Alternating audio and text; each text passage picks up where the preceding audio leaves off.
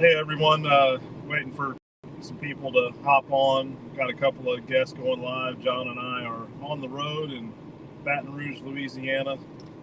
So we'll just give it a few minutes for people to hop on.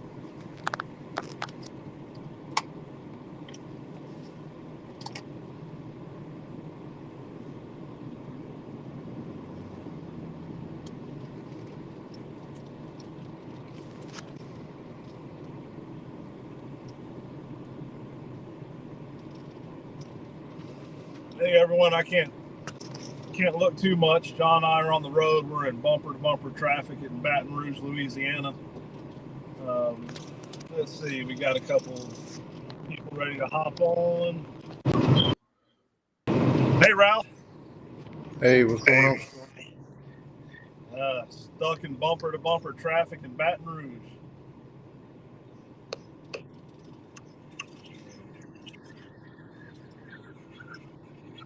Get the volume. All right, you got it working now? Man, can you move the camera? I can see John. I know, that's scary, ain't it? Oh, hey Joe, you got your camera sideways or something.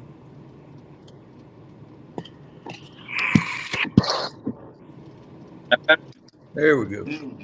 Yes, it's in your settings. I think you got it set for vertical. It'll be all right.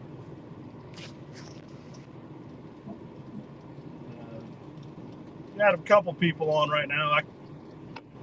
Ralph, I wasn't able to share it to some of the other groups because we're obviously driving in bumper-to-bumper traffic.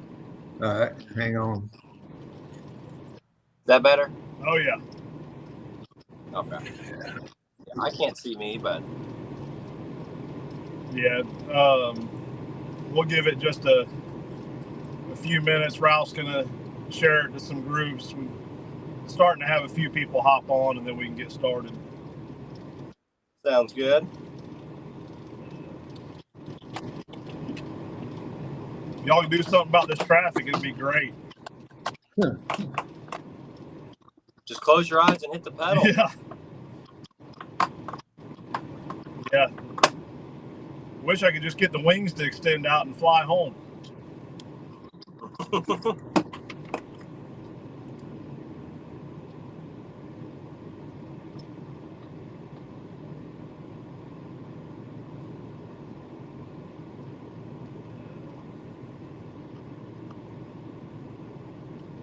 Joe, how's the weather up there? Hot today.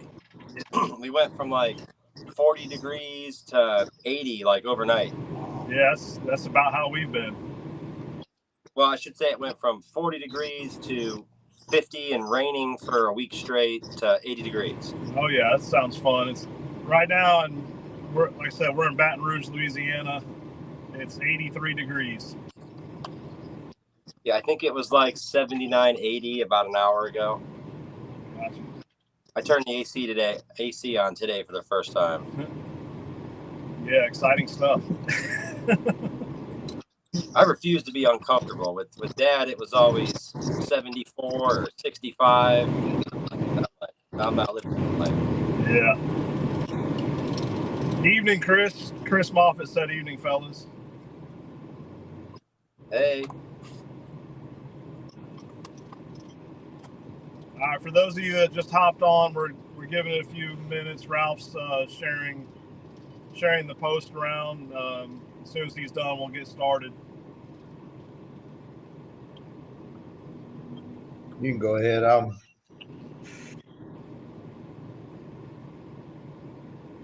right.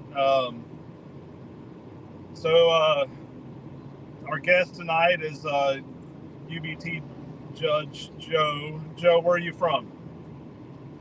I mean, I'm not UBT, from, ABTA. Woo! Whoa, Woo! Yeah. Woo, long day. So in my defense, where you're coming back from UBT testing, we just tested 3 dogs, and we administered our test to some people or to a UBT judge while we were out of town. So that was on my mind. We literally just finished the test a few hours ago. We tested 3 dogs on UBT2s.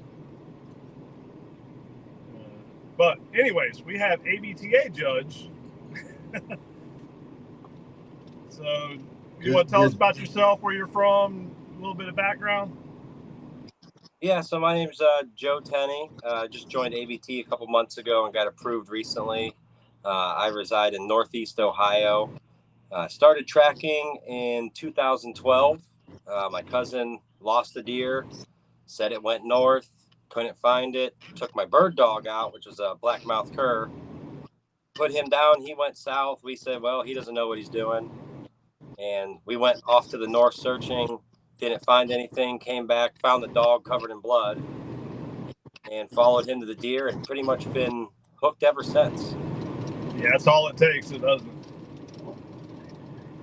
So what do you track with now? So currently I'm on my third dog. She's a bloodhound.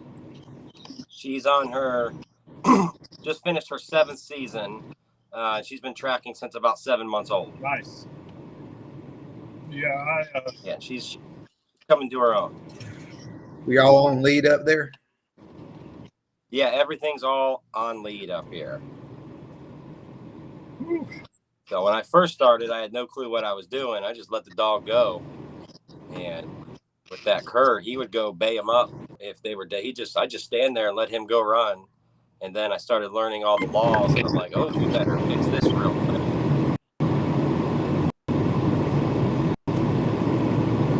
Started doing it on. What's that? Been honing the skills ever since. Got a lot of background noise there, Kenny.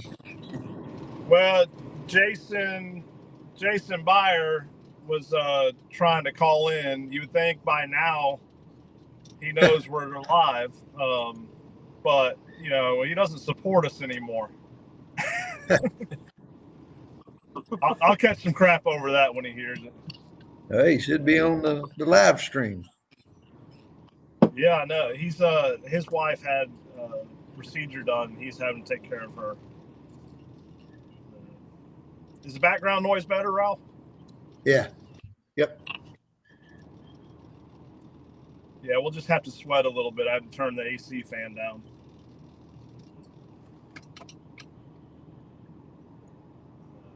He's on now. You shamed him. Good. About time you support us, Jason.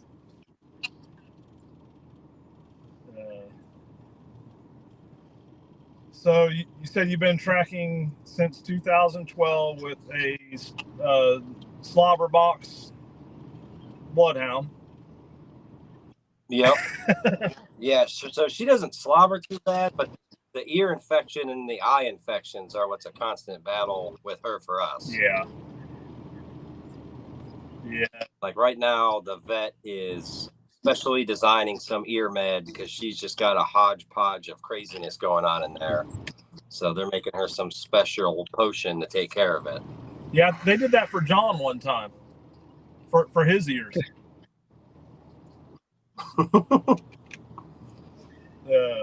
Yeah, I started with the cur, and he really had no training, but he was just one of those natural born hunters.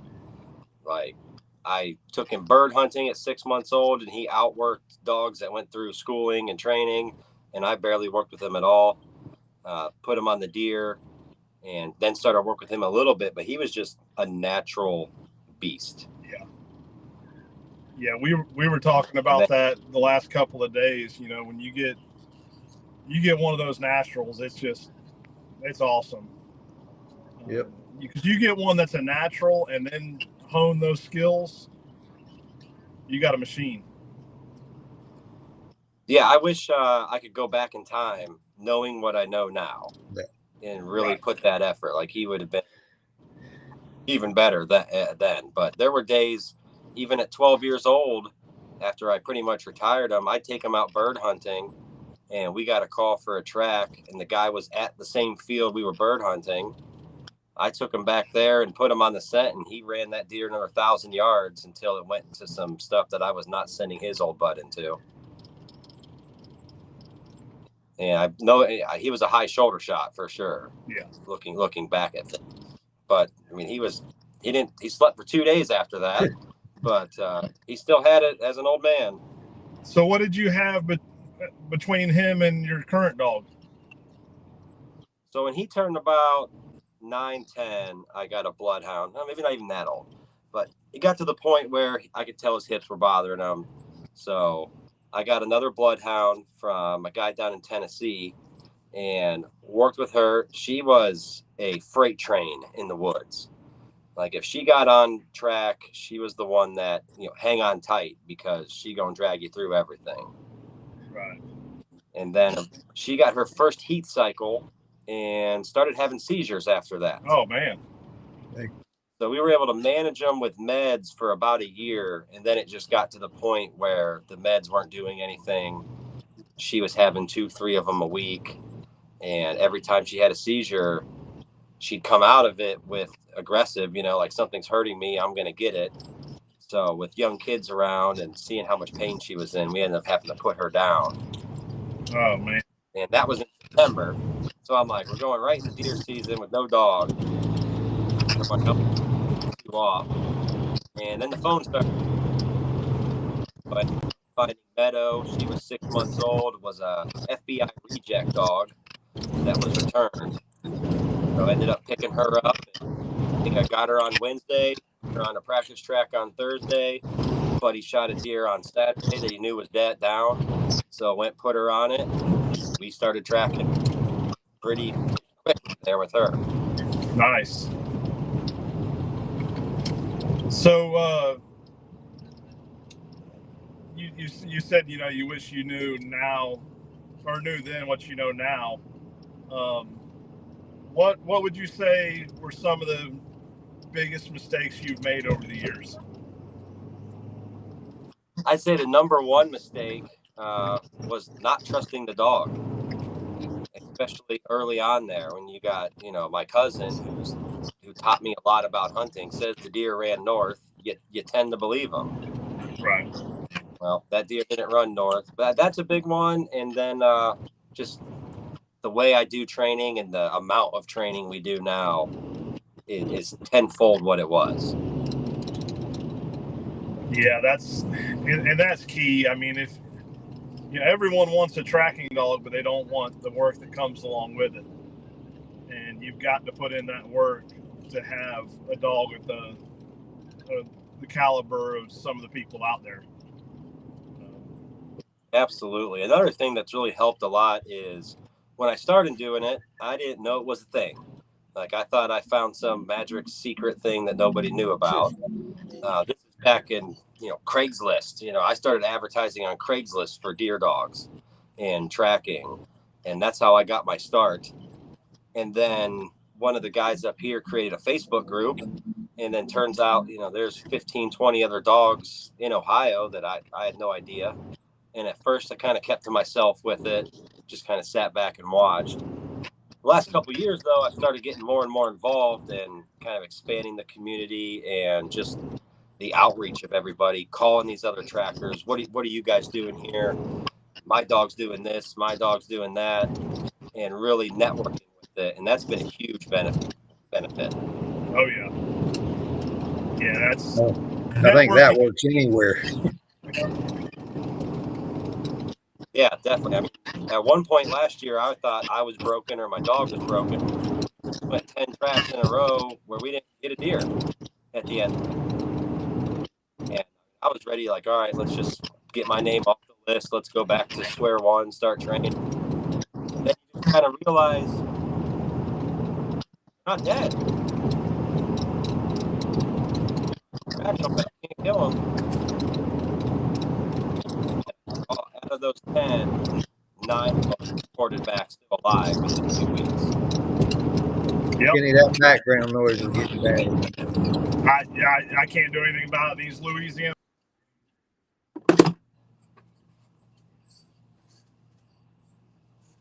Yep. Oh, I think you got it. No, there you are. Bunny is back. He froze up there. It's kind of funny the face he's making now. Yeah, there he went. There he goes. Y'all there? Yeah. Yep. Well, I can't see you anymore now. Ralph, can you hear me? Yeah, I can hear you and see you. There we go.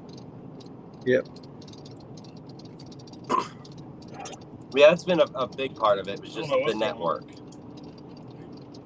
Are you not seeing us? Learning whatever. Are you seeing us, Kenny?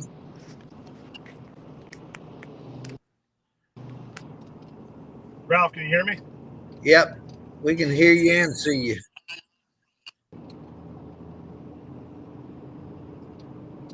Can you hear us? Yeah, I think that's where he's having a problem. I can hear him talking.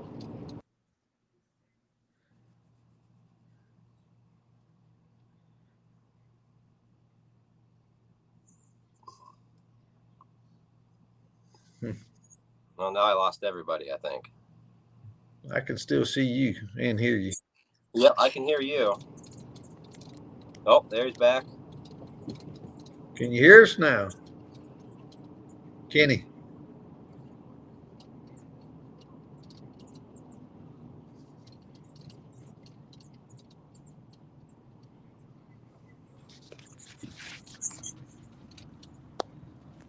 Oh, got some bad signal. That must be what it is. I'm watching. Can you hear us?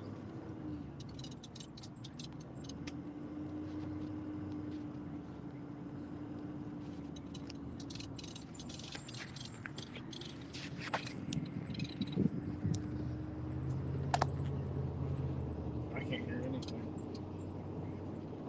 Can you hear us now? Now I can. All right. There you There are. you go. Was it still working for you guys? Yeah, we could hear and see you. You just couldn't hear us. Yeah, that was weird. I don't know what happened there. Sorry about that. Right. So how many trackers that you know of up there in Ohio based on the Facebook? So we have the Ohio Deer Trackers list, and I think there's 58 on that list. And last year, me and Toby kind of ended up getting that list together and finalizing everything, and that was a challenge. But one of the main challenges we had last year is we changed kind of the rules of you have to have a third-party tested dog, especially a new guy coming in for your first year on the list. Yeah, that seems to be an ongoing trend across the country because there's so many new trackers that just hop into this and they think they know everything, and they're training their dogs on not at home but on live tracks at the expense of someone else's deer. Yeah, and how it first started was kind of, word of mouth. Let's see, 10 recoveries, a couple interviews, and then that just became a job basically to keep up with it. And let's face it, anybody can track a deer and take a picture and make a heart shot deer look like, you tracked it, when really your dog just followed a blood trail right to it. So we started getting, feedback from the hunters that was all negative. It was kind of giving everybody a bad name, to where guy brings his house dog out, runs it on the track, doesn't find it, charges the guy a couple $100, and then the guy literally goes and gets his dog from his house and goes and recovers the deer. And that guy didn't offer a refund. So we kind of just sit back and decide, how can we avoid this in the future? And having a third party test of some sort was the easy answer that really just worked for everybody. So what did y'all, UBT or other sources? Yeah, UBT is the main one that everyone did. We had a weekend event down at the one guy's house, so I think we had 16 dogs come out, and I think only 6 ended up getting certified that day. So, and some of it was I'd say most of them were the handlers, not the dog. Like a handler, one guy just didn't want to go through some tall grass on a UBT too. And if he was 30 yards from the end, if he would have just followed his dog, they would have passed. But he kept thinking the dog didn't go that way. We've said it from day one. That seems to be one of the biggest hurdles is the handlers. That's why we do the handler. Is such a big part of these tests now. That it's because of that. Because handlers, we seem to have more trouble with handlers than we do the dogs. Right. Yeah. I mean, I know my first year, I probably ran some tracks earlier than I should have. And knowing what I know now about wait times and kind of factoring in where they're at in the rut too, that makes a huge difference in success or a non-recovery in my book.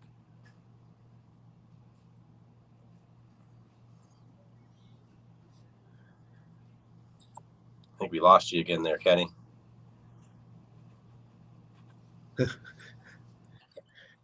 Can you hear us, Kenny?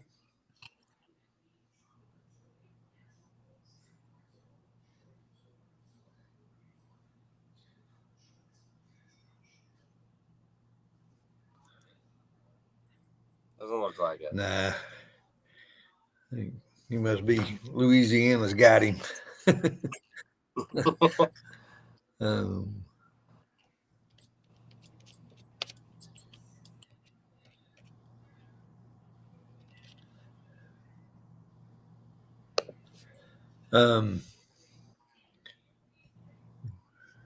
Have y'all got when do y'all hold a stake, like a get together or seminars or anything throughout the year? So far, no. Last year we just did the one weekend testing, and it was Saturday and Sunday, and some judges came out Friday night and laid tracks. I got down there Saturday morning just to kind of hang out, meet everybody, help, run my dog on a test, and it was really cool just kind of getting together, BSing about tracking all day, and you see all these names and Facebook posts, but you never really get to meet them. And it was just cool being able to meet everybody, sit down, have a nice dinner, and it was a real good event. I think hot. It was hot. But we don't know. We might try to make something happen for this year. That's kind of been one of the challenges with horsing. There's nowhere in Ohio to really get tested. So that's really what amped me to pursue the ABT judging, is to provide for that community and make it a little easier on them. How close to Pennsylvania are y'all? I'm about an hour from 45 minutes from the border. I'm not sure logistically where we're going to hold the Pennsylvania. I think I'm about an hour and 45 to 2 hours from The sound was covering you up. I'll mute it again because there's nothing I can do. If y'all want to ask me a question, I'll unmute it. But that's okay. That's all right.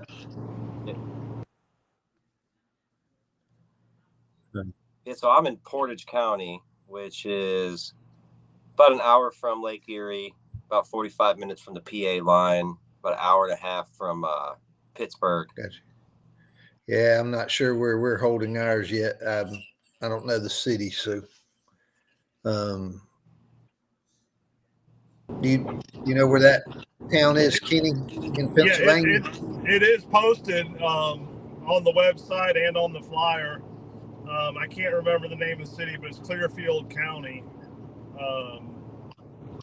Cooksville, I think, maybe something like that. What is it? Was it Cooksfield? No, it's Clearfield County. I can't remember the actual name of the town. But it's on the flyer. It's on the website. It should be listed on the event page, the address and all.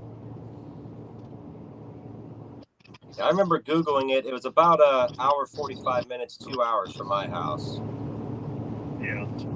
It's too bad. Yeah. I can't pull up the flyer right now, but it's on the website. And like I said, it's on the flyer. But yeah, I know a couple people who said they're going to try to make it, so that'll be fun. And I've talked to some of the PA guys. We have a couple PA guys on the list. I know a couple of them are going to make it too. I'm looking forward to actually meeting some of them. Yeah, Clearfield, Pennsylvania. yeah, from what I'm being told, you know, when we were asked to do an event up there, we were told there hasn't been an event there in a long time, which, you know, I thought was kind of crazy. One in here, Kenny, it says Clearfield, Pennsylvania, and then below it, it has the address and it says Olathe, Pennsylvania. Yeah, it's Clearfield County because that was before we got the actual address. I got you. So I guess Olathe is the city they're doing. Yeah, that's the town or city, whatever. I know I'm looking forward to that. That should be a good time. Oh, yeah. Yeah, there's not a lot for the tracking community in Ohio. Really hasn't been. Once I started getting real serious about it the last couple of years, it's like any event I wanted to go to was always 3-4 states away. Need to change that. Yeah, I mean, and for me, you know, full-time dad, full-time job, it's just tough to get away for a weekend tracking. Yeah. Yeah.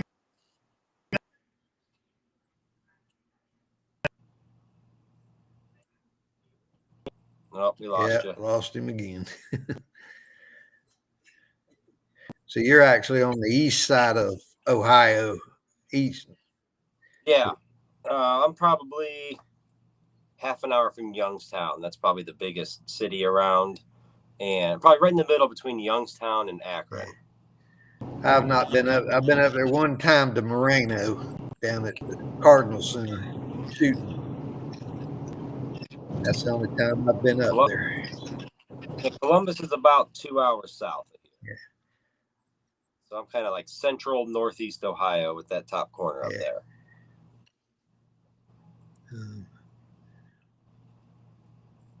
Kenny's about to pull his hair out. What hair? Yeah.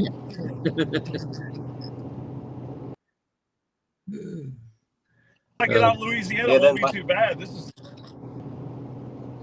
You hear me? Yeah. Yeah. Once I get out of Louisiana, it'll be all right. I'm ready to be out of here. These roads are terrible. How far do you got to go? We've got about another. We'll be in Louisiana about another half hour or so, and then we got about 8 hours till we get home.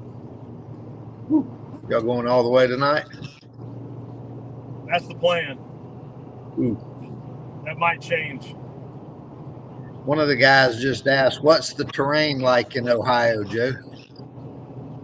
So in northeast Ohio, I'd say rolling hills, some ravines, a lot of flat hardwoods, cornfields. As you go more south, you get bigger hills. Some people call them mountains, but I don't. Go out west, it starts getting real flat out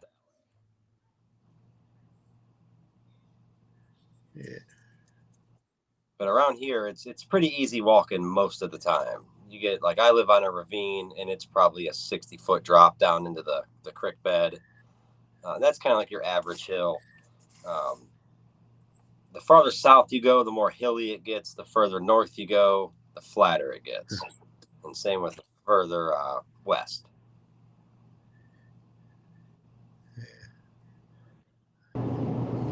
So, Joe, how does snow affect your tracking dogs? Well, I'll tell you what, I don't like walking in it, but we love it. Past couple of years have not gotten a ton of snow. And when we do, it's real light ones. But I'd say if it's less than a couple inches, it doesn't really seem to phase them, especially the bigger dogs. some of the smaller dogs might get cold out there. My dog Meadow, she's been out in probably about 10 degrees, 4 inches of snow, and successfully track a deer that there was no snow when it was shot. Which makes me happy. I'll take that all day. Oh, yeah. Yeah. What about ice? Ice, we haven't had too much ice lately. What I do, if we do get like a big event, I'll try to give it some time for the sun to come out and melt off some. I can't think of, usually when it's icing like that, there's not many people out hunting, seems like. And from what in my book, basically tracking season starts opening weekend. You're pretty busy for the first couple weekends. It's dead during the week. And then about mid-October, it starts heating up. By the end of October into November, it's nonstop. Last year, I think we had one weekend, 122 phone calls in 3 days. Good gracious. So, sounds like we need to make a road trip, Ralph. Oh, yeah. Yeah, when it gets hot, it gets hot. That's for sure. I'll tell my wife, like, I know when the rut's firing up if the phone starts ringing every 10 minutes. And it's almost funny because usually about an hour after dark, the first time the phone rings, it's a deer track. So I'm like, they gave it some time, they lost blood, hear the phone ringing, like, all right, it's getting to be go time. I'm curious to see how this year is going to play out with the drones. That definitely changed the game a little bit last year. Yeah, I was going to ask about that. Well, 2 years ago, there was only like 4 or 5 drones. There was really no impact. Last year, though, I could tell that there was a major impact. And I'd say, extremely anti-drone at first. I'm a dog guy, true and true. And then the phone quit ringing, or it would ring. We'd talk about, price and setting something up. And then they'd say they'd call back, and they'd never call back. So finally I called one guy back, and he's like, no, I got a drone coming. And I'm like, well, just out of curiosity, what's he charging? How long are you guys waiting? And he's like, he's on the way, almost double to triple what my price was. And I was like, well, if you don't mind me asking, like, why a drone? Like, he's like, well, one thing I want to know right now. I don't want to wait till tomorrow. I don't want to sleep on it. I want to know right now. And he's on the way. And it didn't really sit too well with me, really, because then you got a guy come out, even if it's a deer that's going to die, there's where it is right now. They find it, and then the hunter comes out the next day, and it ain't there anymore because they get up and move. And now they're out $400 or $500, and they're right back where they were before they started. Yeah, the other side of that, a lot of states have a law in place where if you find that deer alive with a drone, you cannot pursue it any longer. Yeah, I think Michigan's like that. I know you cannot even use a drone in Pennsylvania. Ohio seems to be pretty lax on it and supportive of it. So after a while of my phone not ringing, I went and bought one. Which one did you get? I got the Mavic T3, so the cheaper side of things, but still high quality one. Yeah, I've heard good things about those. Yeah, and it's been nice. There's been times where it's got a place in the world, that's for sure. If someone held a gun to my head and said, pick your drone or pick your dog, I would take my dog every day without a second's notice. Yeah, and I'm all for drones. I think they have a place. I'm like you. I don't think they replace the dog. I don't think they will ever replace the dog. Maybe not in my lifetime, I don't think. But then again, look at how much has changed. Well, I know for a lot of us dog guys, it was my phone's not ringing. A couple of us got drones. I got a drone. And it kind of got down to, hey, let's swallow our pride here. What do you want? It's not about what you have to offer. What do they want? Yeah. People would call. I'd talk about the dog, and as soon as I mentioned having a drone, they hired. And there were times that it wasn't even needed. The downside to the drone is you either find it or you don't. That's it. You don't get the story. The first time I flew the drone, we did not find the deer, and put the drone away and got the dog out. And she ran about 400 yards past last blood. We were able to get the guy's arrow back and read that and see what it was, get the whole story. And then she ran in about another 500 yards and started giving me that this deer ain't dead look. And we ran it until she just started circling in this field.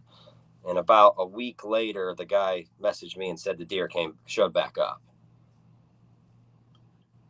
So, but we got his arrow back, got his broadhead back, and we could pretty confidently say, looking at the blood and the blood trail and the dog, that deer was not going to expire.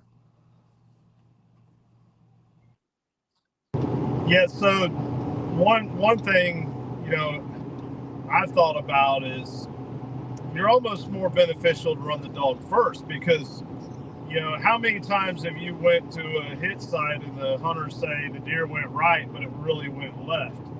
Well, if they tell you went right, you're going to search right with that drone and waste a bunch of time. Absolutely. And I think the dog gives you the whole story. And I mean, then you're still kind of left with, a hunter standing there looking at you. He trusts you, he believes you, but in the back of his mind, there's still that little question. So I kind of worked out a way to use them as a combination with each other, and had a pretty high success rate of, if it wasn't dead, at least finding it and showing them their deer. And I think that's worked out pretty well for me to add that extra service there and peace of mind. And we ran 62 tracks last year. We had an 84% end of story rate.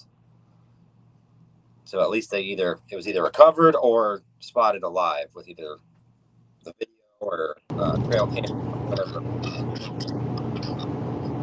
That sounds like a true drone guy. End of story. I mean, that's what it is. They're like, I had them where they, it was a straight up gut shot, and they're an hour later out there flying for it. And I'm like, well, you're probably going to find it, but it still needs 12 hours to die. And will that deer still be there tomorrow morning? Right. And that's where I think, not where I think, I know a good dog handler is going to recover more deer in the long run, because you're out there, you've got the experience and the knowledge of what happens. You can put the full story together.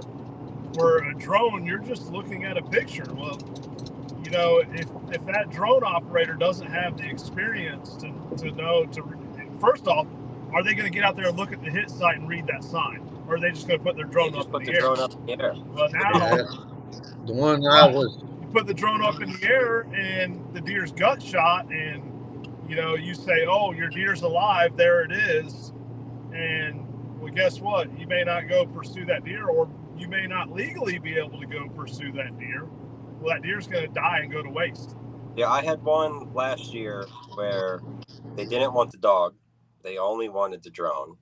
So we went out there, found a deer in the right area. It was a buck. It was kind of in some brush. And the guy said, yeah, that's my buck. That's my buck. He's still very much alive. And so we sat there and watched it for a minute. And he said, all right, well, let's pack it up. I'll go check on him tonight. And I was like, well, just out of curiosity, I'll kind of check out this other section over here. A lot of times deer will loop back around to where they came from. And as I was flying, hey, look, here's a dead deer. Oh, look, here's your buck.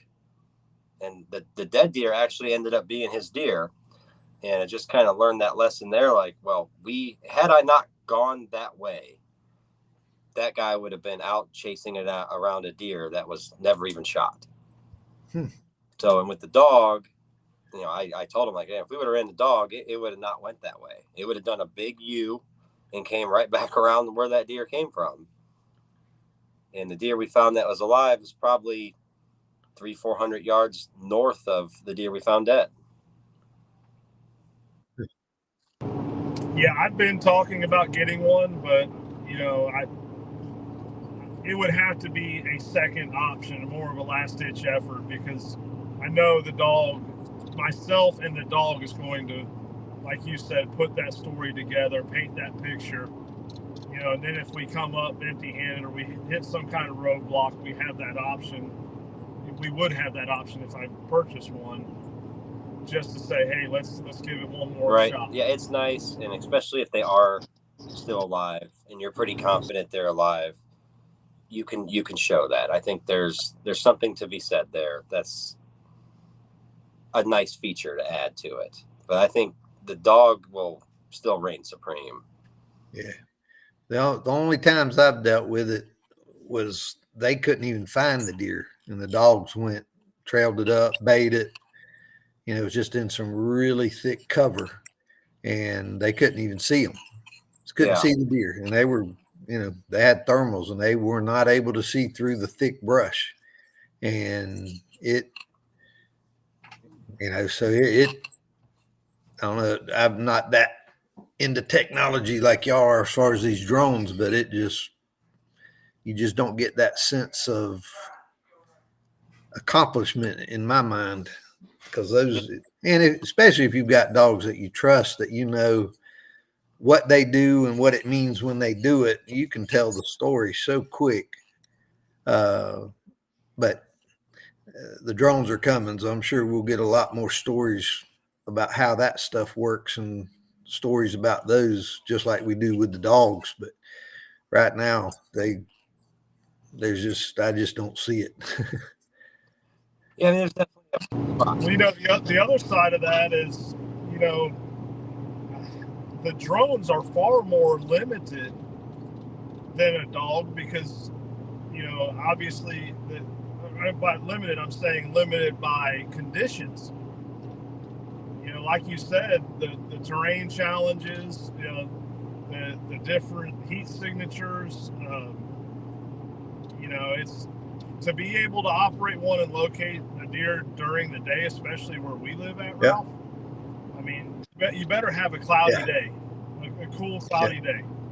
Yeah, real challenge. I've with seen the it heat that you guys have down there. I know. I was surprised on how much heat a dead piece of wood and how long a dead piece of wood would hold heat through the night. Yeah.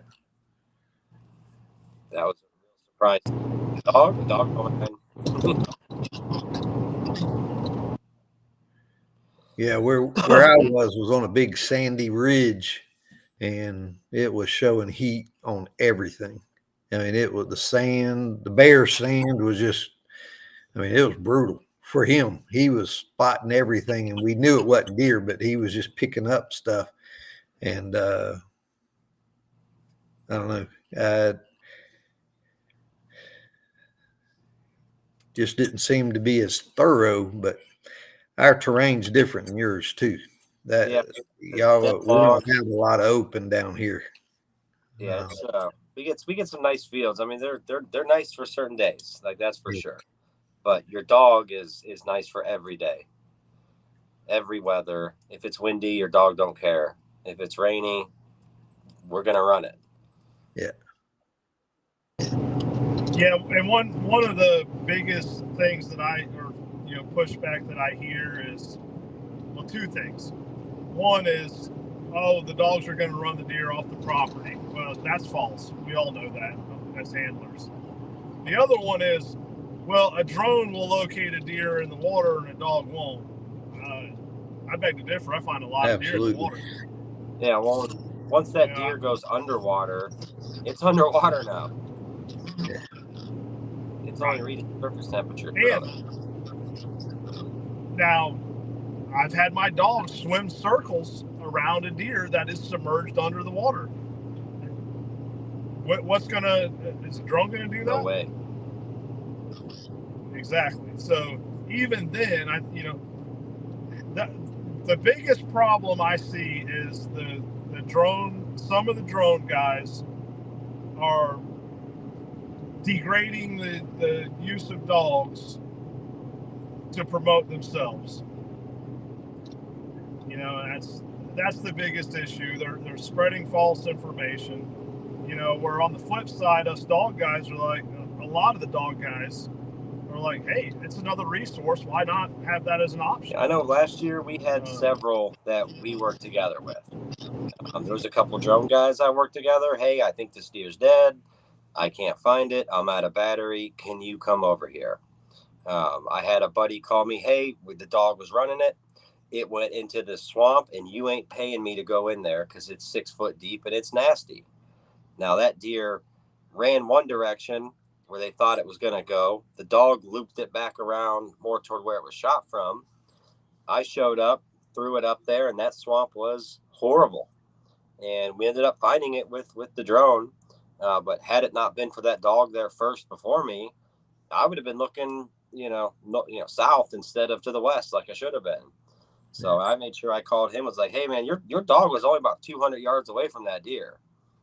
Just happened to be across the 10 foot wide, 6 foot deep trench of solid nastiness. And I'll tell you, the kid's dad, it was a youth kid.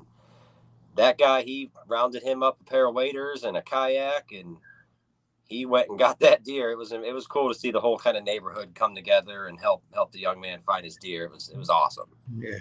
And the one thing down here, I guess you don't have them. Those big, deep, bad swamps, we throw in gators. Yeah, we got. That's the one real nice thing about Ohio is there's not a lot of things that can hurt you up here. Down southern Ohio, you get some rattlesnakes, but around me, there's really not much in that. The prickers and the deer are the biggest challenge. There's no bears really. No super dangerous snakes, spiders, and I feel good about that. It's nice. I know a guy last year, his dog got hit by a bear, and I'm just like, I'm kind of glad I don't have to worry about that. Like that's sketchy. We got bears, snakes, everything. Yeah, Gators, gators, panthers. Yeah. I say everything in Florida is booby trapped. Everything. Oh yeah. Tommy Berthelot had a question. Are there thermal drones under 2,000? I'm not aware of any, and I don't know that I would want one under that. Yeah, I mean, your pretty much cheapest price is $6,000, and that's for your base model with no accessories. You get $10,000 wrapped up in one real quick. Oh yeah. Yeah, and probably the two. I've researched them quite a bit. Around that $5-6 mark, the two best options is going to be your DJI and the Autel. And then you got your big boy DJI, the Matrice 30. But you're looking at $15,000 wrapped up pretty quick on that one. Yeah, I know they asked if I wanted to trade mine in. I think it was 14 out the door. All the spotlights, all that. I mean, it's a very expensive game to play, that's for sure. And I had one track this year for a friend of a friend. Guy shot a doe. He called, hey, can you help? Doesn't have any money. He's laid off work right now. I said, you know what? Let's go. Like, I'm bored. Let's go. Pulled out there, sent the drone up, and it went haywire and flew itself right into a tree. And if you want to talk about awkward, I kind of just, after I picked my jaw up off the floor, went and picked it up, and I'm like, you guys ever seen $10,000 bounce off a tree? And wow. It was unflyable. And I'm like, well, went and got Meadow out of the truck, and off we went, and she found that deer in 7 minutes. So it was real awkward for a minute. But I'm just like, they're like, how are you not mad? I'm like, oh, I'm very mad, but it's not your fault. So let's go find your deer. I'll be mad when I get back in the car. So, but yeah, we went and found the guy's deer, and it was faster with the dog than it would have been with the drone too. That one wasn't a very challenging one. And that one was about 4 inches of snow was on the ground. No blood. Until we got to the deer, then it was a bloodbath. But it went about 150, 200 yards, but no blood anywhere until the last 30, 40, I'd say. Yeah. Well, so last year, because drones became a hot topic, I kind of was keeping track, and honestly, I can think of one track where I would have saved time with a drone, and we got it with the dogs, but it only went 180 yards. It took us 3 hours, but it was because when the deer entered that slough, it was just below the ankle. By the time we got there 2 hours later, it was over waist deep. Oh, wow. Yeah, and the deer bedded up on a little island right in the center, but that was very, very difficult for the dogs to work through. They did eventually find it, but like I said, it took 3 hours to go 180 yards, where a drone would have spotted it in minutes. That's deep water. Oh yeah. Yeah, and for it to flood in that fast, but that was one track. One time that I know without a doubt a drone would have been quicker. So based on that alone, is it worth me spending $5,000 when I have all the dogs? I don't know. Well, heck, with as many dogs as you got, I don't know where you can put a drone. Yeah. You need a couple? In another year or so. I mean, Meadow had a great year this year. Then we kind of had some tragedy in January. We had a small ice storm, and she slid under the car, and she ended up getting out for the season, 2 broken jaws. So I think our plan for her is, so she'll be 7 this year. And the reality is a bloodhound, they don't live forever. They don't have very long lives. So kind of my plan is get another 2 years out of her if we're lucky, I think. Eventually. Yeah. Another dog next spring.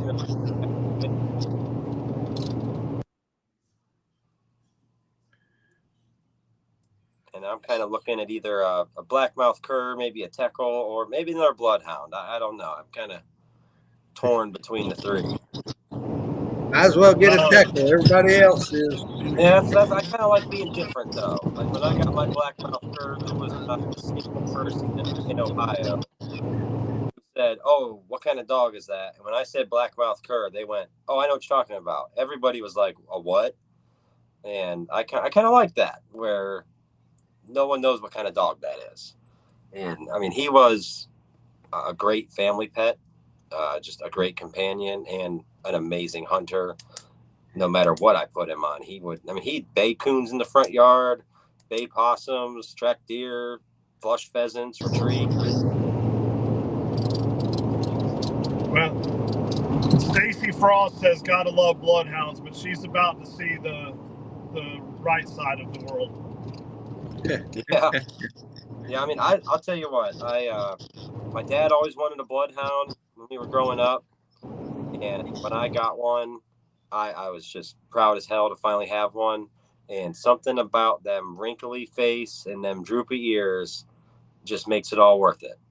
I mean, she's had to have a facelift so her doesn't come down in her eyes so much. We're a constant battle with ear infections and eye infections, but when I see that big wrinkly face, I love it. Or come her head down there. It's worth it. Yeah. Well, out of those 3, I can tell you, I would eliminate one pretty quick. Yeah. No, in all seriousness, though, bloodhounds, they are good trackers. I'm not going to discredit that. I mean, they're one of the tops. Well, what I like about this bloodhound is she tracks very slow and methodically. Like my other one, she would hang on tight because here we go. This one, if I slip the leash, she'll go about 60 yards and stop and catch up.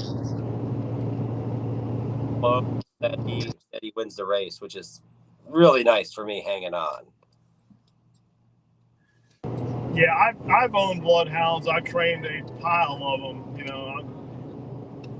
at the end of the day, I like them. I just don't like them to live in my house or my yard.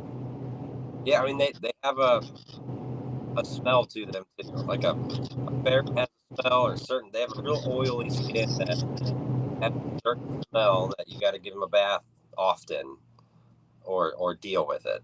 So she gets a bath about once a week at least,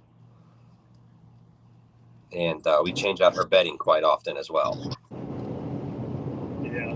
So Cassidy asked where I was headed. We are heading home. We were in Louisiana testing some dogs, and right now we're in Louisiana, about to be in Mississippi, heading back home. And Chuck said you don't have to feed a drone. Yeah, you do. Electricity. Yeah, electricity. The money and batteries and repairs and replacement. You also can't cuddle a drone either, or have it protect your house, really. I mean, I kind of looked at it like I ran the drone all year with the dog. There's pros and cons to everything. There's plus sides to everything. A drone's $10,000. Well, what's a dog cost after 10 years too? Yeah. And you figure average cost of a dog is $1,200 to $1,500 a year if everything goes smooth. Yeah, but do you get 10 years out of that drone? I don't know. Ask me in 10 years. It all depends on whether it hits a tree or not. Yeah. Yeah, depends on the pilot, I guess. I would be willing to bet that you won't get 10 years out of a drone. Probably not. And things can happen too. Like just drone could fly into a tree, dog can get attacked by something. I've been lucky. We've only ever been charged by one buck so far. And as we were getting close to it, I was watching the dog and knew something was up. And because she was acting way different than any other time. And I was able to yank her out of the way quick enough, but it was close. I mean, she almost got ran over and he was head down charging. So that was pretty scary on that one, but we got lucky. And then we ended up being able to get the hunter in a position to put a follow-up shot on it, and he got a nice 11 point that day. But it was touch and go. Yeah, I've been charged a bunch. I have had dogs gored. I've been cut. I mean, it's not fun. Yeah, and tracking in Ohio, like I said, there's not a ton of things that can hurt you, but shit happens. We carry a medical kit for the dog and a human with us at all times. Also carry a firearm in a holster on my chest just in case. I've never had to use it, which has been a blessing. Hope I never have to use it. Ohio is pretty easy going with the hunting rules we have to follow. We're allowed to track at night, just stay on a leash. That's the main one. And to me, I don't think that's too bad. I know some other states have some really crazy restrictions. I think it's New York or New Jersey. You got to be licensed and certified and registered and a whole bunch of hoops to jump through. I really like Ohio. The one thing that I wish Ohio would change is tracker dispatch. Like there's nothing worse than when you get to the deer before the hunt and the hunter's a couple hundred yards behind you. It's still alive and you know it's suffering. And when the hunter finally gets there, he can't get another shot or it gets up and runs again before he can get there. That's one thing I think Ohio could really improve on. And the rebuttal I hear all the time is, yeah, well, then you're just going to have people out there shooting deer all night. Well, my kind of mindset on it is bad people are going to do bad things no matter what the laws are. Yeah. And there's hookers are hookers, rule breakers. Hunters are good, moral people who follow the rules. But, that guy who's going to break the rule that you can't shoot a deer to put it out of its misery, he's going to do it anyway, whether it's a rule or not. Yeah. So, but I've had to look at a hunter that won this year that it was still alive, and he goes, "What do I do? It's 11:30 at night." And I'm like, "Well, the law says you have to wait till morning." So tomorrow morning, walk in here with your crossbow loaded and ready just in case. And that's what the law says. What you do after I leave is up to you, but I'm leaving. There's your deer. And hopefully he's there in the morning. And the next morning he went out, deer jumped up, took off like a bat out of hell. It actually was Thanksgiving morning. He called me, let me know it ran off. So we went out there that night after we ate dinner and ran it again. And we did not catch up with it that time. And a couple days later, it showed back up on camera live. So you can only track at night? We can track any time. Okay. Day or night. Like I think in Pennsylvania.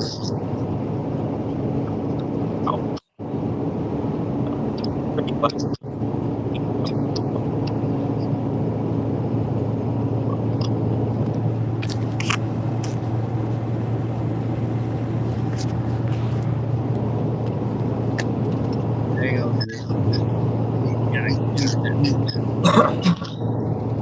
Mute it for a second. What's that? Mute it for a second. It was drowned and go out.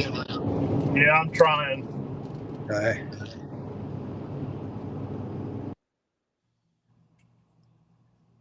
What was that last thing you said, Joe?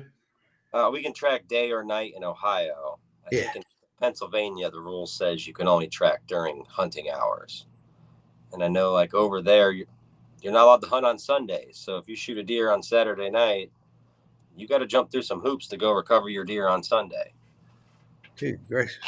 So yeah, I love Ohio. A lot of people, really talk down on Ohio and Ohio's rules and regulations.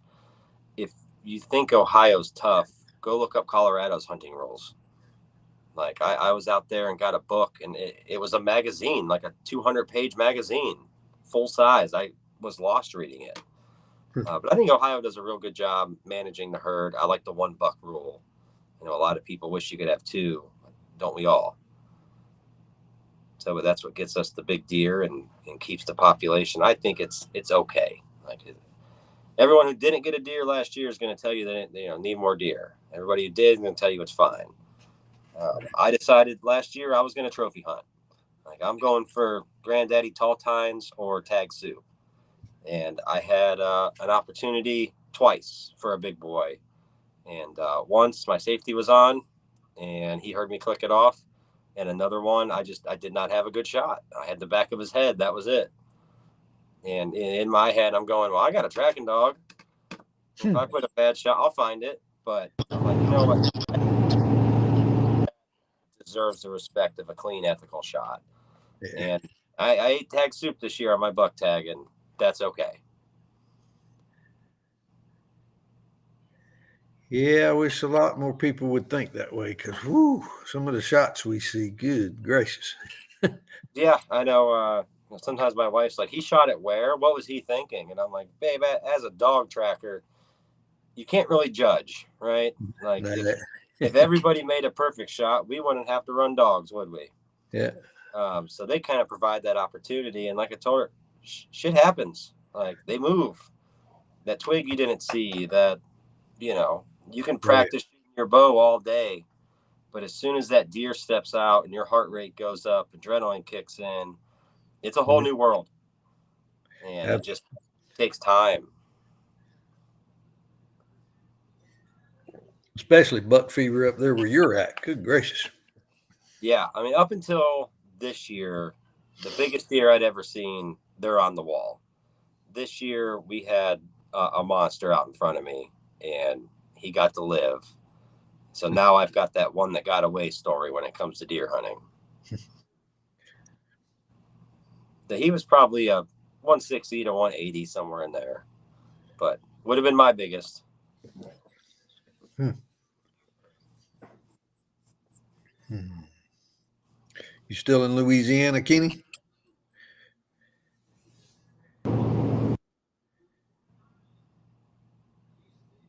Nope, can't hear you. All right, there we go. I got to hit the microphone button. Can you hear me now? Yep. I'm going to start hanging my phone out the window. Yeah, we're still in Louisiana. this traffic's been brutal, but I think we're about 40 miles from Mississippi line, if I had to guess. Long ways from Florida. Yeah. Yeah, it's how many tracks a year do you average, Joe? So this year was the most I'd ever done at 62. Before that, it was kind of leisurely. I was probably doing 20 to 30 a year on average the last couple of years. Yeah, I was curious with it being a $1 state. You know, do you track a lot of doe also? This year, I tracked quite a few doe. I'd say 80% of them were bucks, though. I'd say the vast majority. I've tracked a lot of doe in the past, just, helping buddies out, things like that. What I've noticed is not as many people are willing to pay for a doe. And when I get that guy who calls, hey, I shot a doe. Hey, this is what I charge. Ooh, it's a little steep. If I got nothing going on, I'm doing well for myself. I'm not hurting for anything. I'll go run it. Like, hey man, if you can honestly say, I can't afford that right now, but I really want this deer, I can respect that. And I will get in the car and I will go. And if you don't have a dime, that's fine. Like, let's find your deer. That's what my goal is. We make some money too, great. If not, oh well. Or if I can't make, Creekside Deer Recovery, and we started working with some dogs on some weekend clinics, just doing training sessions. So if I can't make it, I'll get a hold of some of those guys, send their dog over there, and that's been working real well for them too. Helps kind of build up the community, trying to build up like a real big team of good, trusted dogs in the area. Because I'm one guy and I can't keep up. That's the thing a lot of people doesn't realize. Especially newer trackers, your second, third year trackers especially, they get worried. Oh, there's another tracker in the area. We see the tracking community, just explode over the years. And I have not had a shortage of tracks. This year was definitely slower, but it wasn't because of the amount of trackers, because we had a major hurricane. But even then, we get more and more trackers, and we just get more and more tracks. I think a big part of it is crossbow technology. Before you had to go grab a bow and practice and really put a lot of work into it. Now pretty much anybody can walk into Walmart and buy a crossbow, and they're going to learn the hard way at the expense of a deer sometimes. But I think what's the running joke was Ravens and Rages. 80-yard, 100-yard shot with a Raven. I got that one a couple times this year. There's always the great debate on mechanical, fixed blade, Schwacker, Rage. To me, if you use a field tip and put it in the pump house, it's going to get the job done. Yeah. It's all about location. And Rages have been extremely good to me over the years. I've had some issues with the other one, but I've only ever had one knock. But it's all about taking that time. We've had a couple other trackers around me. A couple years ago, a guy was doing it about 20 minutes away. We called each other up. Hey, man, you're tracking. Like, let's work together. So me and him were constantly sending each other tracks back and forth that the other one couldn't make it to. And turns out, he lives 20 minutes away. Now we shoot the shit all the time. Yeah. And we talk often. We share each other's posts and everything often. Then with me doing some trainings, it's a lot of local guys. I've made friends now where I'll call them just to see how their day's going. How speaking of that, like with friends like down here, we track together a ton. How many dogs are y'all allowed to run on a track? The only rule is they have to be leashed. Gotcha. That's it. So I've never ran my dog with another dog. Because most of the time we just get so busy. It's like you go hit that one, I'll go hit this one. Let's touch base in an hour and see how each other did. Gotcha. And I've gotten pretty good at kind of feeling the people out on the phone to see what kind of person I'm dealing with. And I've only ever had one horrible experience with a hunter. And I mean, the guy was 3 sheets to the wind drunk when I got there. And something told me right then, go home. But I didn't. And I wish I would have, because it was all bad. Like he was ready to fight because my dog didn't know how to track. Never mind that, everything else that he did wrong. It was all my fault now. I ended up mid-track, pulling my dog off the track, walking the road home, getting in my truck and leaving. And then ran into him a couple weeks later, and he actually did apologize. But he still saved in my phone as never tracked for. Got a couple of those, but he's the number one. Yep. Got a few of those myself. Yeah, and it's nice tracking. Tighten it. What I've noticed, especially around here, is it takes a while to gain the respect of the fellow trackers and handlers. But once you prove yourself and have that respect, you've earned a friend for a long time. Oh yeah. And I've had a couple guys that were just getting into it, like, man, that guy's kind of a dick. And I'm like, well, you're also the new guy. Give him a chance. And then by the end of the season, they're like, hey, I talk to him all the time now. Yeah. So it's nice to see you're just not instantly accepted that you know what you're doing. But if you can put your money where your mouth is, prove it, you just get published.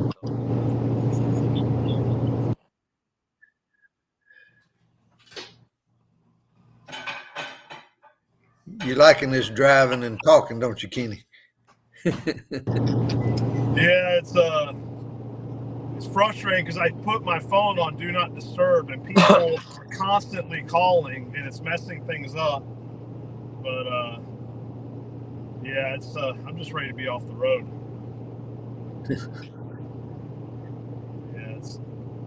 But no, I was going to touch on the drunk thing and, well, really everything you just talked about.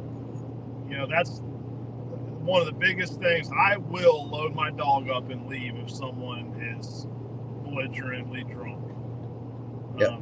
It's not worth my safety, my dog's safety. I will load my dog up and leave. I'm not going to tolerate it. Yeah, I learned that lesson the hard way. I mean, it turned into almost a fist fight in the woods. Yep. And I was like, you know what? This ain't worth it. That was when I was early starting this. And the rest of the season, I did not advertise for I did not run a track field. I just did it for friends and family because it almost ruined me from it. Yeah. Then the next year, I decided to do it for the general public again, and I'm really glad I did because it's become part of me now. Yeah, the other thing I wanted to touch on is these new trackers. You talked about earning respect, earning trust. In our area, one thing we promote is, leave your dog at home, come join us. Come watch what we do, learn what we do. The next time, bring your dog. I'll leave my dogs in the box. Let's see what you got. And let's work together and build that relationship. And that's how they're going to prove themselves to me. And I'll send them all the tracks they want and then some. Yeah, that's awesome. Hopefully someday we can do that here. I'm pretty fortunate that I don't have a lot of other dogs around me. I know you start getting toward the center of Ohio, it starts getting jam-packed, and sometimes it gets a little cutthroaty on who's racing who to the track. Yeah. But the vast majority of everybody seems to really work together. I've had people call me, hey, so-and-so said they could be here at this time tomorrow. Can you get here before them? And I'm like, well, did you commit? Yeah. Okay. Then I'm not coming before him. Like that's his track now. Or there's some underlying circumstance that they're in a hurry and it seems like it's a good idea, I'll call the guy. Absolutely. And this is what's going on. This is what I'm being told. Sometimes you find out people are full of crap and they're just trying to get you there quicker. Other times, we've had ones where, hey, it's my son's deer. He's leaving to go back to the Marines tomorrow. I need someone here as soon as possible. Yeah, and so one thing that's an issue that we had arise a lot this year in my area is one, these younger, newer trackers, they don't respect, or some of them aren't respecting the expertise and knowledge of a veteran tracker saying, hey, we need to wait. Well, they just want to jump on it and get their name out there. And really all they're doing is being detrimental to the tracking community as a whole, because they're pushing deer that could have been recovered if they waited. And then the other side of that is you just lost my respect. And, there's one particular person I don't want anything to do with them anymore. And guess what? Their track numbers are reflecting that. And it's not because I just want to be a jerk. It's because I'm not going to put my name out there for someone who is going to be unethical. Yeah, I think part of it is they're just excited. They don't know. They haven't learned. I got to get my dog on as many tracks as fast as I can. That's the best way to train. I'm going to make a good name for myself. And what ends up happening is they get a bad name for themselves with the hunters and the trackers. And then when they reach out for help, everybody's like, no, you were a jerk. Why would I help you? Yep. I've noticed they tend to weed themselves out pretty quickly, though. That's right. And Randy Vick has a slogan that a tracker is only as good as their reputation. And you may think you're building a reputation by being able to go the fastest, but in the long run, you're building the reputation of the person that leaves deer in the woods. Absolutely. I try to be... And not just that, not just leaving deer in the woods, but disrespecting your fellow trackers. Yeah, I try to be as upfront and honest with everybody as I can. If you're telling me you high shoulder shot your deer, it was 2 inches below the spine out of a ground blind, I will straight up tell them on the phone, there is a very low chance that your deer is going to die. And I've had people call me back and thank me weeks later. Thank you for not charging me an arm and a leg and ripping me off and being honest. And then 3 weeks later, you get a call and it's somebody's sister's brother's cousin's husband who they heard about you at family dinner and how you didn't rip them off. And now they're calling you and it's let's go. Last year I had a guy call me and it made me smile, really warmed my heart. He said, Joe, you must be the guy in the area. And I was like, well, just remember you said that, not me. But why did you say that? He said, well, I have 4 different groups of friends that don't know each other. I reached out to all 4 groups and was like, who do I call to run for a dog? And all 4 of them sent me your number. And that was just kind of like a big heartwarming moment for me, where I've been doing this long enough that my number's in that many people's cell phones that 4 different clicks all said, you want this guy out there.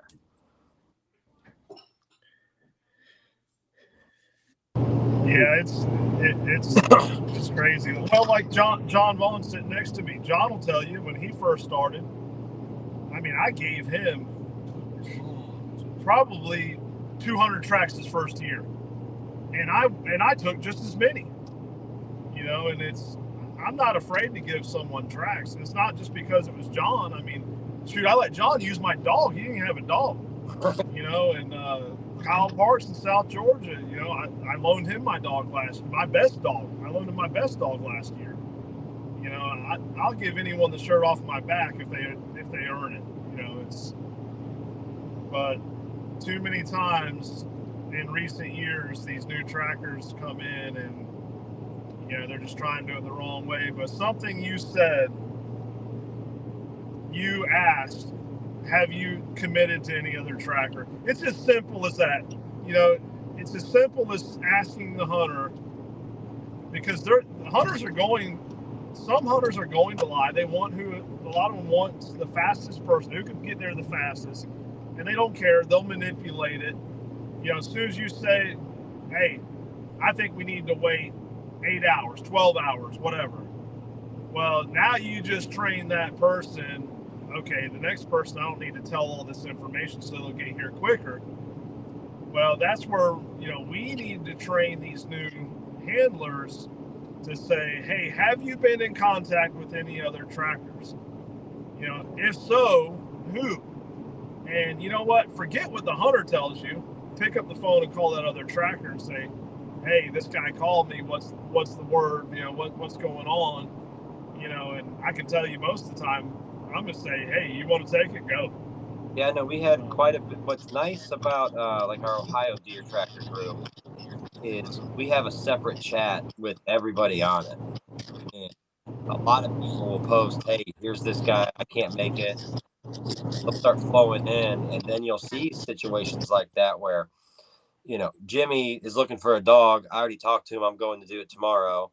And then Steve messages in like, hey, Jimmy called me, said nobody's coming. He wants me there tonight, said X, Y, and Z happened. And he's like, well, that's not what he told me 20 minutes ago.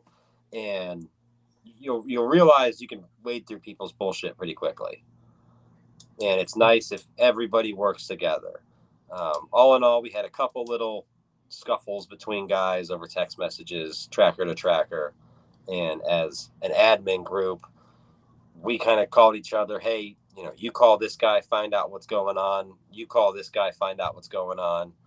And most of the time you found out it was over something silly. And just by working it out through like a mediator in the middle, by the end of the next day, everyone's moved on with their life. Or maybe somebody was having a bad day at work. I mean, we all have bad days and sometimes say things that shouldn't be said. And then it just escalates. Maybe two guys are having a bad day. Yeah. My problem is I think half of it is just the greed of wanting to track. Nothing else matters. And that's when it gets aggravating. Yeah. And I've seen some of that. Like when we made that rule that you have to be tested, me and the one other tracker, we took a lot of hate mail. You know, my one post is like, listen, we don't want Fluffy out here tracking deer. We want deer tracking dogs. And I'll tell you, I got torched for that comment. But it was really funny because about 3 weeks later, you see the guy who was torching me talking about how his dog's not tracking, it's not acting right. And it's like, well, it wasn't meant to be disrespect toward any one person.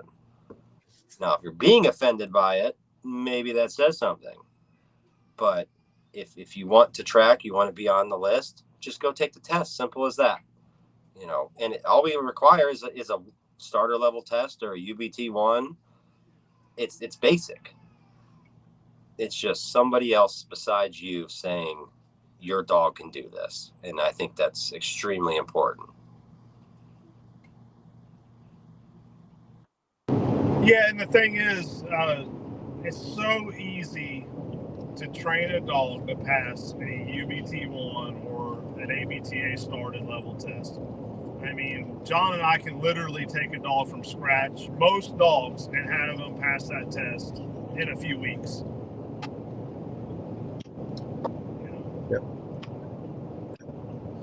Yeah, just, even people that say their dogs won't take a mock track, you know, get out there and run some mock tracks. Your dog will pass. Put in the work. Oh, definitely. I know when I took my test, I was a nervous, disastrous wreck when I pulled in that driveway. I was. And I had a great judge. He was a great guy. He kind of helped ease that tension. I drove 4.5 hours and Meadow ran that track in 16 minutes. And at one point she missed 190. I noticed, pulled her around, put her right back on it. But, you know, 4.5 hours, weeks, I knew it was coming. So for weeks, I was just looming in the back of my head about this test coming. I knew she could do it, but for some reason I was still nervous. And, And she ran the track 15 minutes, stand around BS for another couple hour or so, and then head home.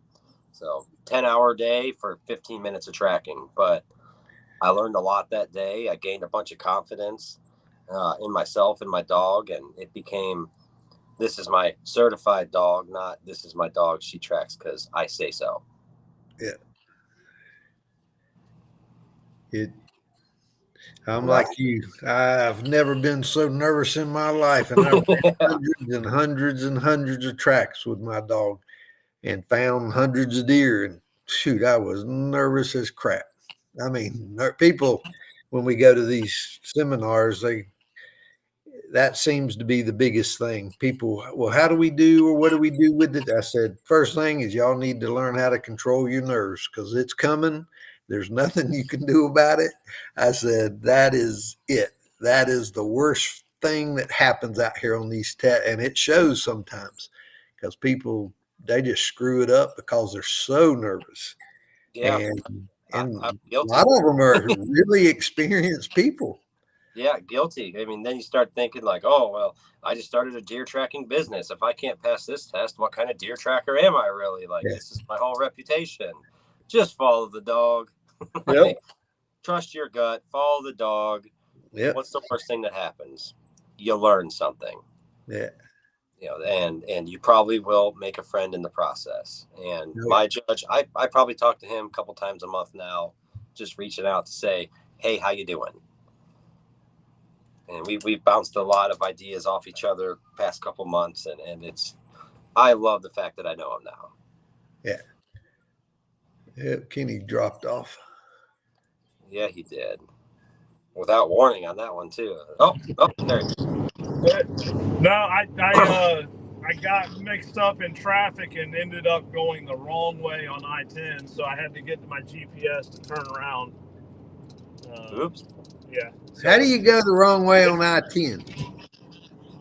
Ah. I got caught in traffic and I couldn't get over. I'll say all you need to do is go east and then Yes, south, right? That's it. You would think. Yeah. So y'all were talking about nerves on tests.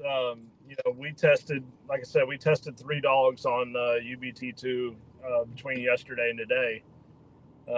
John, you got a little nervous, didn't you?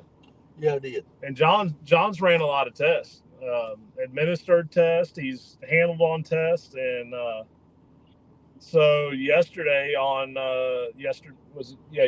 evening, he handled a dog that has been just smoking these test lines in practice. John had 2 callbacks in the first, less than 100 yards. Less than 100 yards. Which means he had about 800 yards that he had to run a flawless test to pass. And I'm standing back there and I can't say anything. I'm just watching. I can't say anything. And I'm sitting there reading the dog. I'm like, what the heck is this guy doing? He's sitting there saying, you're not on it. You're not on it. He's shaking his head. You're not on it. And just keeps following the dog, pushing the dog in the wrong direction. I'm like, you just said you're not on the dog. You're telling the dog that you know that it's not on the trail, and you're steadily pushing it that direction. I'm like, what the heck are you doing? And it was nerves. Yeah. Well, then he reaches down, he picks up some dandelions, says, well, I got hair right here, so I guess you are on it. I'm like, are you freaking kidding me? and so long story short, he ended up passing. He pulled his head out of his butt and somehow squeaked it out. But yeah, I know. One of my tests, it was like that. Like, I think I literally said, you're not on it. And then I went another 20 yards and he was like, hey, come back here. And afterwards, he's like, why didn't you said you're not on it?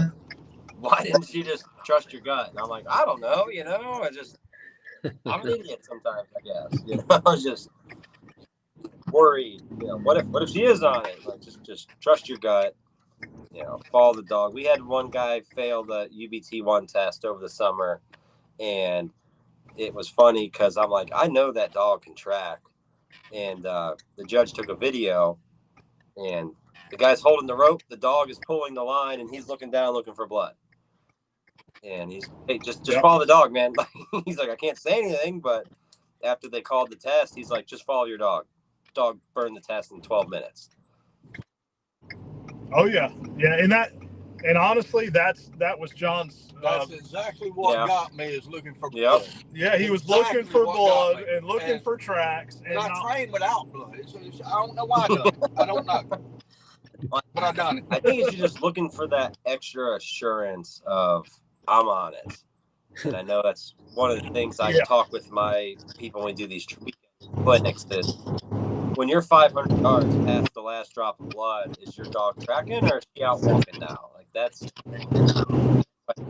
don't want to call it and have it be around or around the bend. That deer could be 50 yards in front of you and you call the track and you're right there. Yeah. I had one this year, windy day, hot day. We're running the track. Dog is just on it, looking great. We go across this creek, round the corner, across the creek into this thick stuff.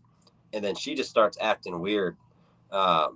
Just going in circles, but tail up, like tentative, but just not finding a new line to the point where I almost called the track.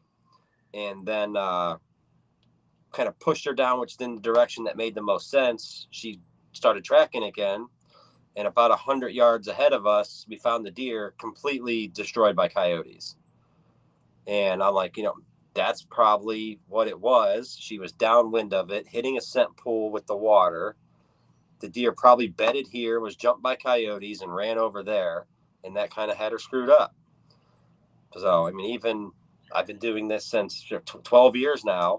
Still learning. Oh, yeah. Hey, Kenny, hang on. I want to answer Chris Gilly. Chris, if you'll go to the ABTA website, we got hats there you can order. It's AmericanBloodTrackers.org. Me and Kenny are modeling the best one right now. Yeah. That's what he said. He said, where do I get some of those nice hats? Yeah, John's repping also. He's got the red and black one. Yeah. Ralph, what kind of hat do you have on? I'm promoting properties tonight. So I want to. Hey, I'm promoting my sponsor. Yeah, there you go. I want to touch on Jeff Still's comment right there about the wait times. He said, long wait times, especially the on-lead state, and it's increased his recovery rate, but that's also true for off-lead trackers. My success rate skyrocketed when I started implementing more wait times. Yeah. And not just that, it increases the safety of you and your dog.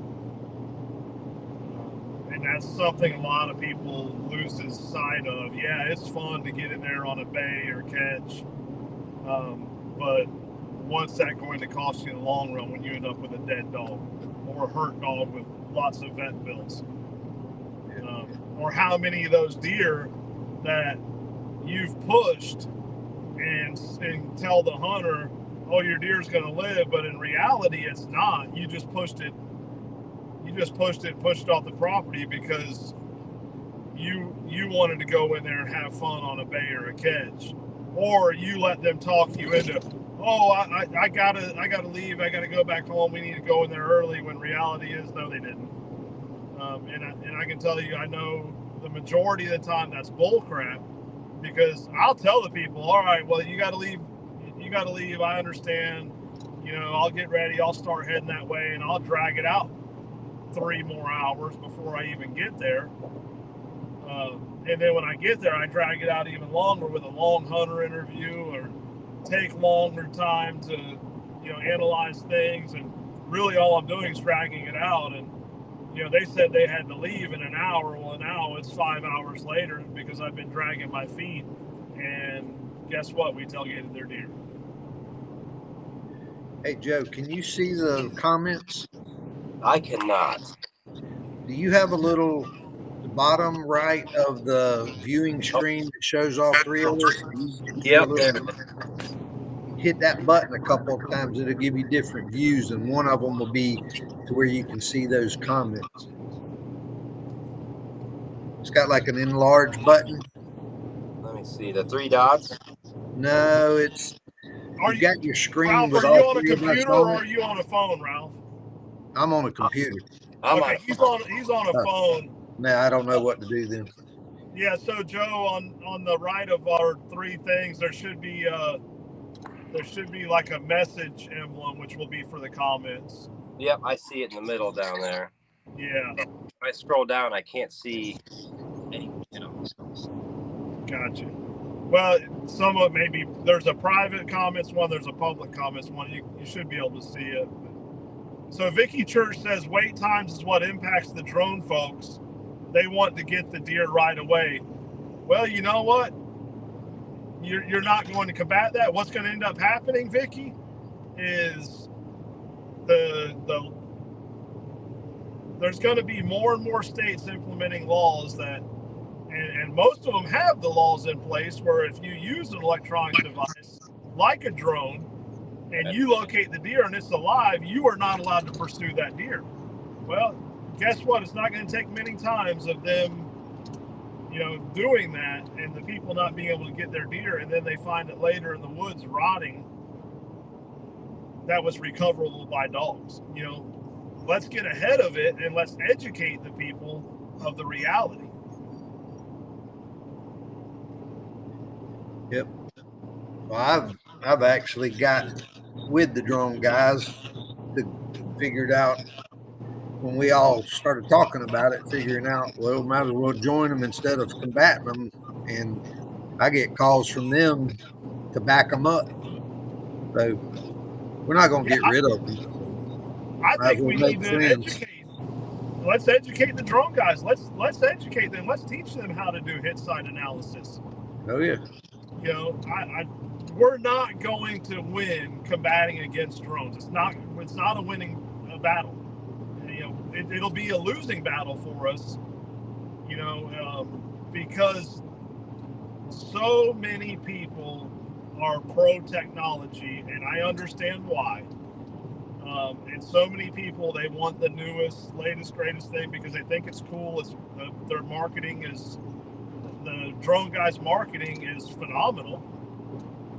Not saying I agree with how they do it, but they're doing a good job of marketing it. But we need to embrace it and educate and work together.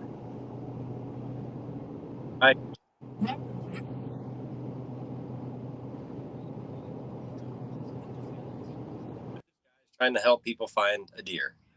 Yep. And I think, yeah, you're going to have your bad apples out there. And you're going to have that in every world that you live in, whether it's deer hunting, duck hunting, tracking, just contractors. You're going to have your good guys and your bad guys. And that's where I think doing your research, calling around, getting some other people's opinions, scoping out those Facebook pages. There's red flags out there all the time. We have a drone guy around here. He put a drone list together, charged people to put their names on it, and then was bad mouthing them on his Facebook page. And that just did not sit well with me. Like you said, this is my team now, charge these poor people to put their name on their list. And now you're saying you're not like the other people because you do this and you do that. Like, what is that? Like, I would never do that. We do the Ohio dog list. Not one person has ever even brought up charging for it. Like, the goal is get dogs to deer, recover deer, period. That's it. Well, hey, not to cut you guys off, but my son just woke up and I can hear him down there screaming bloody murder. We'll catch you later. All right, we appreciate it, Joe. Yeah, enjoyed it. It's been a pleasure.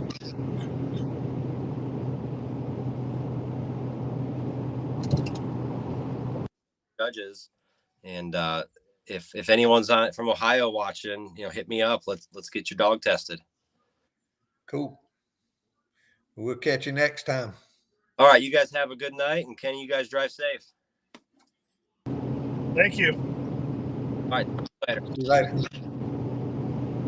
So Ralph, how are you feeling? I'm all right. Just slow. Yeah. I staying on level ground. I ain't got the 4-wheel drive parts ain't working yet. Yeah. So we got the Alabama event coming up. Yep. We've had a lot of people. Well, I say a lot. We've had more people sign up for that. We ran 2 tests this weekend, and the dog passed both, and this person is now going to be testing on. He's going to be registering for a finish, bringing his younger dog for a started test. So as of right now, I think that's going to put us around 20 tests scheduled, and that's without me adding some to the list that I have not registered yet. So we're getting close to. I feel like we're getting close to capacity on tests. You know, if that's going to put us at. I think we're going to be sitting at around 25. Not sure how much more the judges want on their plate. So I definitely wouldn't wait. If you plan on wanting to run a test, you better get on there and register. And that's not just a sales pitch, that's reality. Yeah. Because we've had meetings about this, and we're not going to just keep taking. We have definitely are going to cut them off at a certain point, just because we don't want to be overloaded to the point where we can't handle it. So,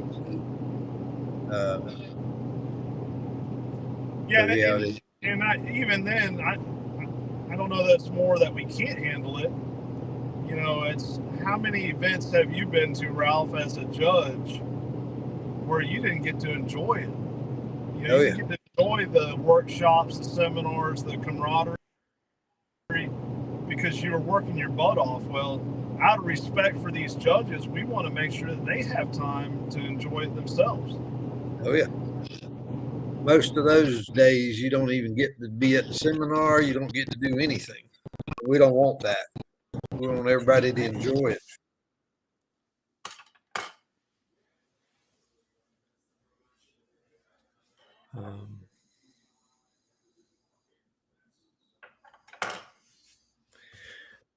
Lost connection there for a second. Sorry about that. That's right. Yeah, it's one thing that a hot topic people's been asking about the field trials, and that's going to be fun. It's going to be new, something that I don't know of any other event ever doing a field trial competition. And it's all for fun. We're not out there trying to. We don't want it to be a pound your chest boasting thing. People's going to a little bit. I mean, it's all in fun, but that's what this is for. It's fun. Yeah. It's just like we went and ran these UBT tests and administered our test while there, and it was fun, and that's the thing, and educating. Ralph, I told you something that we learned. John and we administered a season test, and part of that test is we put stuff in the hit site and the wound bed for analysis. Well, we put a little bit of small bone matter at the hit site, and that was to indicate a leg shot deer. So when we got to the wound bed, we cut a dew claw off of the back of the leg and we put some hair and a little, some small pieces of bone. Well, that line laid overnight. We got there, and none of it was there, not visible. So all that the handler could see was some blood that looked like liver blood because it had dried overnight. And there was some ants in the pile. Well, I reached down and I lightly brushed my hand across that dirt, that wound bed, and the ants had covered up the dew claw and the bone pieces. They were there, but I just lightly brushed my hand across and it revealed the sign. How many times have we missed sign like that just because we didn't take that extra step to look? Yep.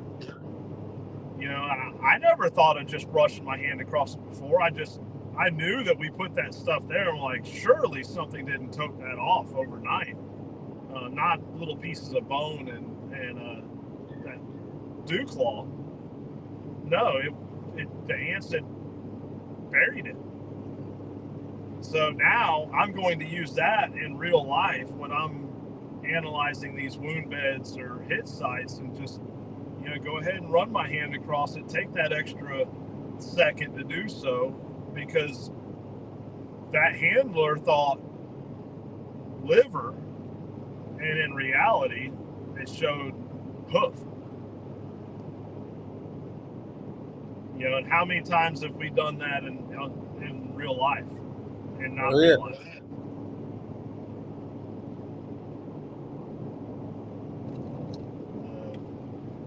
That was something we learned from testing.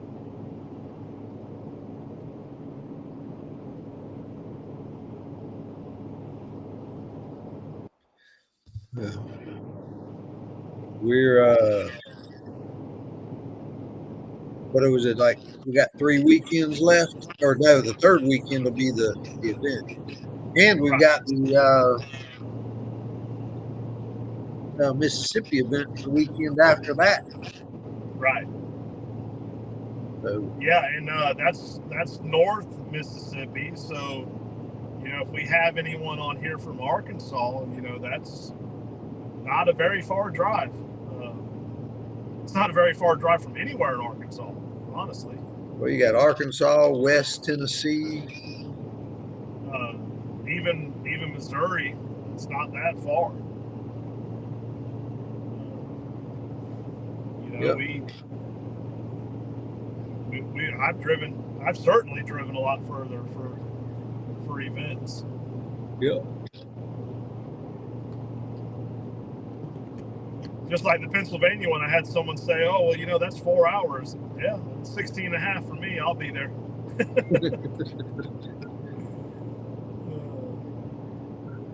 They just, and we were talking at lunch today, and the three of us that were there at lunch were pretty well experienced trackers. And, we've been to a lot of events, and we were sitting there discussing the events and what we learned. And all of us, every one of us said, every event we learned something new. Yep. And it may not be from the seminar, it may not be from testing, it may just be from sitting around talking. Yep. I think every track you learn something on these tests too. Yep. We run a boatload of track, and you still can learn stuff on these tracks. During testing. Oh yeah. You learn something that you normally don't learn in the field to meet. Yeah. Honed in on your dog, or honed in on something different than the deer, because you're not dealing with the deer out here on these tests. I think it's different. I had a guy call me today talking about going to the Alabama one, and I'm like, man, you'll just have a ball. I said, if you've never done it, you need to go. I said, I do a lot of tracks, and we can't wait to go on some of these. I said, it's just fun. It's a good experience. Oh yeah. Yeah, and I think too many people get wrapped up in the pass or fail. Honestly, we took 3 dogs the last 2 days that were literally nailing these lines, and we did not pass all 3 dogs. 2 out of the 3 passed. Yeah. Is the dog capable of it? Absolutely. We would not have drove 10 and a half hours with a dog that we didn't think would pass. And we still did not pass one of them. And are we disappointed? Sure. We really wanted that dog to pass. And we know the dog's capable of it. We know the handlers are capable of it. But at the end of the day, we learned something. We took something from it. And in this case, it came down to conditions, that are not controllable. Part of it, I think, was, does an 11-hour drive affect a dog? Yeah, probably.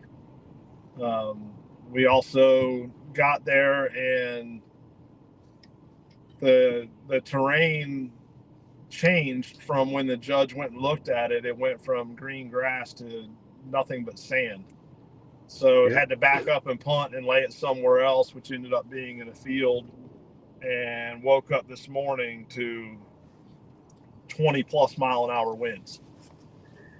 And it happens, but I want to give a shout out to Berthla. He has probably the best attitude and mindset when it comes to testing. He has made the comment before, hey, I know I'm not going, or I feel confident that I'm not going to pass, but I'm going to be there and I'm going to pay for this test because I know I'm going to learn something. Yeah. And if more people went into it with that mindset, not, I need my dog to pass. No, go and learn something from it. I have spent way more than $75 or $100 for, honestly, stuff that I won't benefit from. You will benefit from a test. Yeah. Hang on just a second. Joe Sellers asked, is the Mississippi event filled up? No, Joe, it's not. So, Chuck, if you can speak to that or answer Joe here. Joe, you can get hold of Chuck Darby, and they can they'll get you signed up. Yeah, I honestly don't know where we're at as far as the Mississippi event. You may, Ralph, but we're just providing judges and testing there. We're not hosting that one. Yeah, no, I don't. So we got to get with them. Yeah.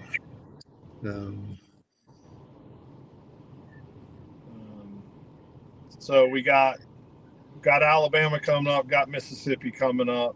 Then we'll have a little bit of a short break, not a very long break at all. Then Pennsylvania. So I'm pretty excited about the Pennsylvania one too. Heck yeah. That's the first weekend of June, correct? Yes. Yep. So, and I get a lot of people that ask, well, how many people's going to be there? Or are we going to have enough people? I'm going to be there regardless. Oh, yeah.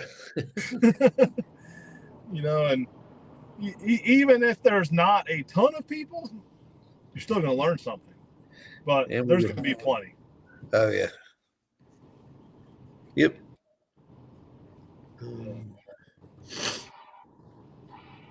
So I would you know, especially some of these smaller towns, I'd go ahead and start looking at booking a place to stay. Because some of these, you know, most of these events are in rural areas. So that's something to consider. Yep. Yeah, Louisiana had to give us one last traffic congestion before we crossed into Mississippi. From Baton Rouge all the way to the Mississippi line has been just bumper to bumper.